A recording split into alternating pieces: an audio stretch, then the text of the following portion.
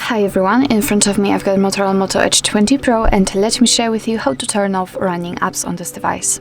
So actually all you have to do first of all is to open the recents, and you can do it differently depending on what kind of navigation type you've got set. So if you've got the buttons, you will have to tap on the button with probably a square or 3 bars icon, but if you've got the gestures just like me, all you have to do is to simply swipe your finger up gently and hold it somewhere here, and as you can see here we've got the recents. So if you want to turn off only one of it, just find it and swipe it up just like that. But if you'd like to close all of them, go to the very left of this whole list and tap on clear all. As you can see, we just got back to the home page, so let's enter the recents again, and here we've got no recent items, so it means that we just successfully closed all background apps. So actually this is it. This is how to turn off running apps in your Motorola Moto Edge 20 Pro.